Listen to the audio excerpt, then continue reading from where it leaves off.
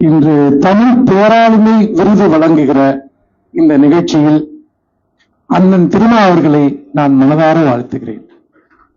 நண்பர்களே, நான் திராவிட இயக்கத்தை சேர்ந்தவன். எங்களுடைய தலைவர்களை நாங்கள் அண்ணன் என்றுதான் அழைப்போம். திராவிட இயக்கத்திற்கு வெளியே ஒரு தலைவரை அண்ணன் என்று உரிமையுடன் நான் அழைப்பேன் என்றால் அது அண்ணன் திருமா அவர்களை மட்டும்தான் அழைப்பேன். அந்த அளவிற்கு அவர் எப்போதும் என் மனதில் ஒரு தலைவராக உயர்ந்து நின்றிருக்கிறார். அதாவது அண்ணன் திருமா அவர்களை பற்றி பேசுகிற போது, அவருடைய தமிழ் பேராளுமை என்று சொல்லுகிற போது ஒன்றை நாம் இங்கே நினைவில் கொள்ள வேண்டும். சிலருக்கு கொடுக்கிற பட்டங்கள் என்பது குறுத்தலையில் பனங்காயை வைத்தது போல இருக்கும். உதாரணமாக தமிழில் புரட்சி என்ற பட்டம் யாருக்கெல்லாம் கொடுக்கப்பட்டிருக்கிறது என்பதை யோசித்து பாருங்கள். அதை அவர்களால் தாண்டவே முடியாது. அது அந்த தலையில் அமரவே அமராது அந்த கிரீடம். ஆனால் அண்ணன் திருமா அவர்களுக்கு கொடுக்கிற எந்த பட்டமும் ஒரு ராட்சசனின் கழுத்தில் போடப்படுகிற ஒரு மாலையை போன்றதுதான். என்ன இவ்வளவு சின்னதான் இருக்கேன்னு தோணும் நமக்கு. இதோட பெருசால அவரை பத்தி சொல்லணும்னு தோணும். அத்தகைய ஒரு தகைமையை கிட்டத்தட்ட 30 ஆண்டுகளுக்கு மேலாக ஒருவர் தக்க வைத்துக் கொள்வது என்பது தமிழக அரசியல் வரலாற்றில் சாதாரணம் அல்ல. ஒரு 5 வருடங்களில் சரிந்து போன தலைவர்களை பார்த்திருக்கிறோம். 10 வருடங்களில் சிதைந்து போன தலைவர்களை நாம் பார்த்திருக்கிறோம். யார் யாரோ தலைவர்கள் வருகிறார்கள், போகிறார்கள். காலம் அவர்களை வேகமாக வெளியேற்றிக் கொண்டே இருக்கிறது. ஆனால் திருமா அவர்கள் எப்படி தன்னுடைய அரசியல் ஆளுமையை, தன்னுடைய தனிமனித ஆளுமையை, இன்னும் சொல்ல போனால் ஒரு சின்னனாளன் என்கிற ஆளுமையை தொடர்ந்து கட்டமைத்து தான் கட்டமைத்தது மட்டுமல்ல, அதை சமூகத்திற்கும் கற்பிக்கிற ஒருவராக இருக்கிறார் என்பதுதான் இங்கு மிக முக்கியமானது. அவர் ஒரு தலைவர் மட்டுமல்ல, அவர் ஒரு ஆசிரியர். ஒரு சமூகத்திற்கு கல்வி அளிக்கக்கூடிய, அரசியல் கல்வி அளிக்கக்கூடிய ஆசிரியராக அவர் இருந்திருக்கிறார். அவருடைய ஆளுமையின் பல பரிமாணங்களை நான் நெடுங்காலமாக பார்த்திருக்கிறேன். அவரிடமிருந்து கற்றுக்கொள்ள வேண்டியவை ஏராளமாக இருக்கின்றன.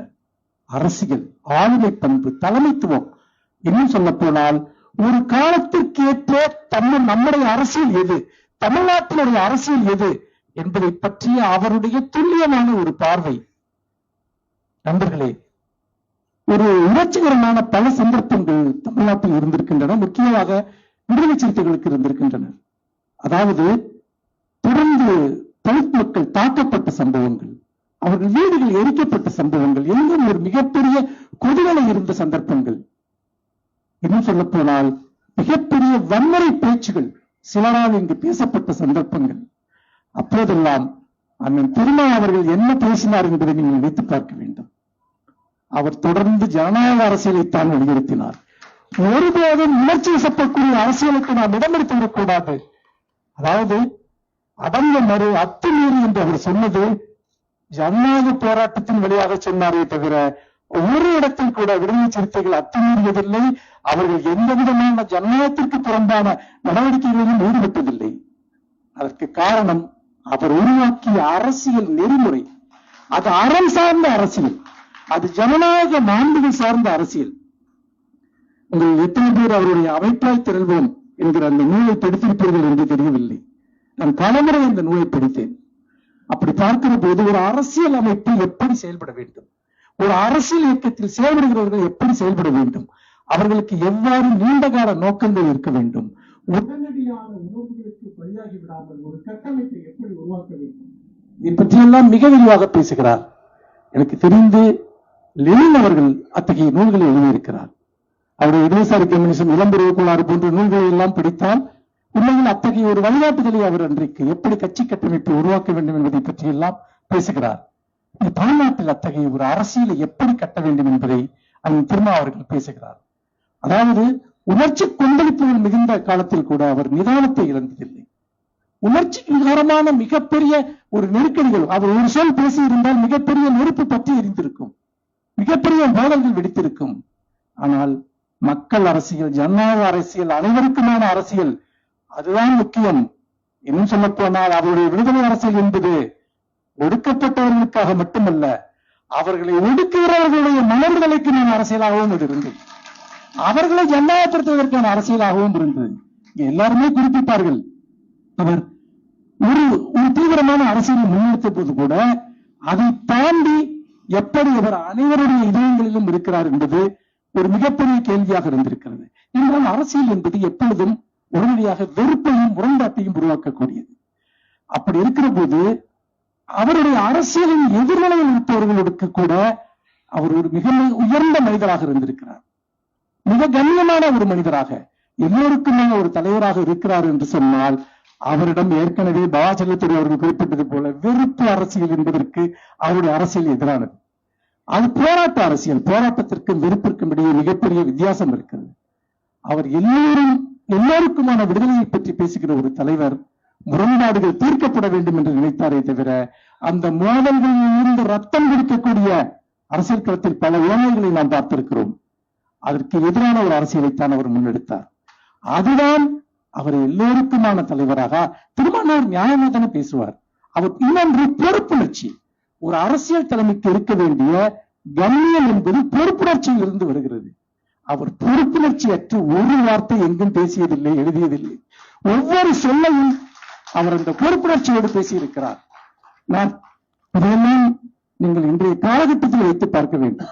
சில தலைவர்கள் எப்படியெல்லாம் பேசுகிறார்கள், அவர்கள் எத்தகைய உணர்ச்சி வெறுப்புகளை இங்கு மூட்டுகிறார்கள், எத்தகைய பொறுப்பற்ற தன்மையை அரசியல் களங்களில் உருவாக்குகிறார்கள் என்கிற காலகட்டத்தில் வைத்து பார்த்தால்தான் அவர் உருவாக்கிய அரசியலினுடைய மகத்துவம் நமக்கு தெரியும். எல்லாம் தமிழில் பாத்தீங்கன்னா அது ஏதோ அவருடைய சிறந்த குணம் அப்படின்னு மட்டும் நம்ம புரிஞ்சிக்க கூடாது. எத்தகைய ஒரு காலகட்டத்தில் அவர் இத்தகைய அரசியலை முன்னெடுக்கிறார், இதுதான் மிக மிக முக்கியமானது. இன்னொன்று, தமிழ்நாட்டிற்கென்று ஒரு அரசியல் இருக்கிறது. அந்த அரசியலுடைய அடிப்படை என்பது விடுதலை அரசியல் தான். நீங்கள் நன்றாக பார்த்தீர்கள் என்றால், அதாவது எல்லா பாதைகளும் ரோமுக்கு செல்கின்றன என்பது போல தமிழ்நாட்டில் பல்வேறு விதமான அரசியல் இயக்கங்கள் இருக்கின்றன. திராவிட இயக்கம் இருக்கிறது, அம்பேத்கர் இயக்கங்கள் இருக்கின்றன, அதே போல நீங்கள் பார்த்தீர்கள் என்று சொன்னால் இடதுசாரி இயக்கங்கள் இருக்கின்றன, தமிழ் தேசிய இயக்கங்கள் இருக்கின்றன. இவற்றுக்கு எல்லாவற்றிற்குமே அடிப்படையாக இருக்கக்கூடியது நீங்கள் பார்த்தீர்கள் என்றால் இன விடுதலை, மொழி விடுதலை, வர்க்க விடுதலை, ஒடுக்கப்பட்டோர் விடுதலை, பெண் விடுதலை என்பதுதான். இந்த பல்வேறு அரசியல்கள் சங்கமிக்கக்கூடிய ஒரு புள்ளியாக இன்றைக்கு அண்ணன் திருமாவளவன் இருக்கிறார். சிலர் இந்த இயக்கங்களுக்கிடையே இருக்கக்கூடிய முரண்பாடுகளை பெரிதாக்கி அவற்றை எதிர்நிலையில் நிறுத்துவதற்கு முயற்சி செய்கிறார்கள். இது தமிழ்நாட்டினுடைய அரசியல் அல்ல.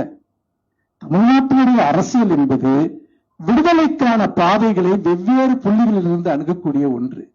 அப்படி இருக்கிற போது இந்த தமிழ்நாட்டு அரசியலினுடைய விடுதலை அரசியலினுடைய பல்வேறு கூறுகளை தனக்குள் உள்வாங்கியதோடு மட்டுமல்ல, அதை இணைக்கக்கூடிய புள்ளியாக இன்றைக்கு தலைவர் திருமாவளவன் இருக்கிறார் என்று சொன்னால் அவர் இந்த காலத்தினுடைய தலைவர், இந்த காலத்தினுடைய குரல். இன்னும் சொல்ல போனால் தமிழ்நாட்டு அரசியலினுடைய மிக முக்கியமான முதன்மையான முகங்களில் ஒன்றாக அவர் இருக்கிறார். அதனால் தான் அவர் அனைவருக்குமான தலைவராக இருக்கிறார். மாற்று கருத்துக்கள் கொண்டவர்களுக்கு இடையே கூட அவர் ஒரு மையமான ஒரு புள்ளியாக இருப்பது என்பது அவர் தமிழகத்தினுடைய அரசியலை பிரதிபலிக்கிறார். தமிழ்நாடு என்றால், தமிழ்நாட்டினுடைய அரசியல் என்றால் அது எத்தனை விடுதலை கூறுகளை தனக்குள் கொண்டிருக்கிறது என்பதை அவர் பிரதிநிதித்துவப்படுத்துகிறார். அந்த வகையில் தான் அவர் ஒரு அரசியல் தலைவராக, ஒரு சிந்தனையாளராக, இன்னும் சொல்ல போனால் இன்றைய காலகட்டத்தினுடைய முக்கியமான பிரச்சனையில் எந்த பக்கம் உறுதியாக நிற்க வேண்டும், சமரசமற்று நிற்க வேண்டும் என்பதை ஒவ்வொரு நிலைப்பாட்டிலும் அவர் வெளிப்படுத்தி வந்திருக்கிறார். அவருடைய நேர்காணல்களிலோ, பத்திரிகையாளர் சந்திப்புகளிலோ, எழுத்துக்களிலோ, உரைகளிலோ உள்முரண்பாடுகள் கிடையாது, குழப்பங்கள் கிடையாது. இன்றைக்கு ஒன்று பேசுவது, நாளைக்கு ஒன்று பேசுவது என்கிற நிலைப்பாடுகள் அவருக்கு கிடையாது. ஏனென்றால் அவருடைய அரசியல் என்பது, அந்த விடுதலை அரசியல் என்பது மதிநுட்பம் வாய்ந்தது, அது உணர்ச்சிகரமானது அல்ல. ஒரு காலத்தினுடைய அரசியல் என்பது அந்த மதிநுட்பத்திலிருந்து பிறக்க வேண்டிய ஒரு ஆளுமைமிக்க தலைவர் என்பவர் அப்படித்தான் இருப்பார். அப்படி பார்க்கிற போது அவரை தமிழ் பேராளுமை என்று நாம் அழைப்பது என்பது அது எல்லா விதத்திலும் பொருத்தமானது மட்டுமல்ல, இதை போன்ற 100 கௌரவங்களுக்கும் 100 கொண்டாட்டங்களுக்கும் அங்கீகாரங்களுக்கும் அவர் உரியவர். அவர் நம்மவர், எப்போதும் நம்மோடு இருப்பவர், நமக்காக இருப்பவர்.